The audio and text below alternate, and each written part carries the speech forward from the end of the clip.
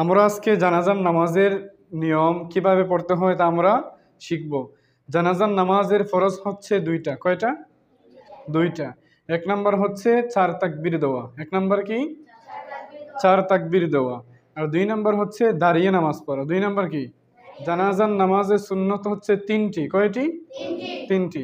এক নাম্বার হলো প্রথম তাকবীরের পরে সানা পড়া। কি পড়া? সানা পড়া। আর দুই নাম্বার হলো দ্বিতীয় তাকবীরের পরে দরুদ শরীফ পড়া। কি পড়া? দরুদ শরীফ পড়া। আর তিন নাম্বার হচ্ছে এই তৃতীয় তাকবীরের পরে মাইয়িতের জন্য দোয়া করা। এই তিনটা কাজ হলো জানাজার নামাজের সুন্নত।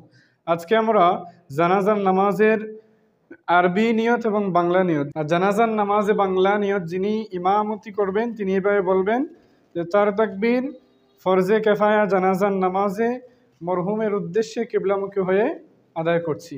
আর যারা মুক্তাদি হবেন তারা এইভাবে করবেন যে 4 তাকবীর ফরজে কেফায়া জানাজার নামাজে এই ইমামের পিছনে দাঁড়িয়েছি, মরহুমের উদ্দেশ্যে দোয়ার জন্য দাঁড়িয়েছি, এইভাবে বললে হয়ে যাবে। তাহলে আমরা এখন আরবি নিয়ত যেভাবে করব এইভাবে আমরা এখন যিনি ইমাম আছেন ইনি আমাদেরকে পড়িয়ে দেখাবেন।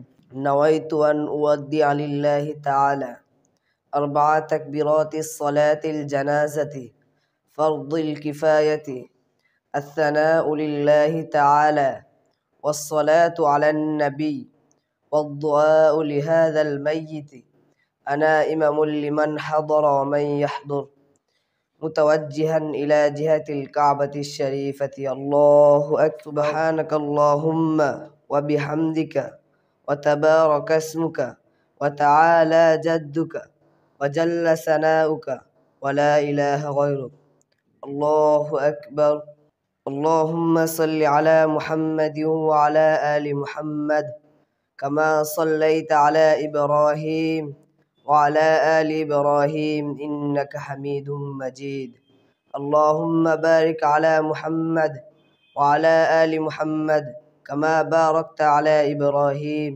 وعلى آل إبراهيم إنك حميد مجيد الله أكبر اللهم اغفر لي حينا وميتنا وشاهدنا وغائبنا وصغيرنا وكبيرنا وذكرنا وأنثانا اللهم من أحييته منا فأحيه على الإسلام ومن توفيته منا فتوفه على الإيمان السلام عليكم ورحمة الله السلام عليكم ورحمة الله তাহলে আমরা দেখতে পারলাম কিভাবে জানাজার নামাজের ইমামতি করতে হয়।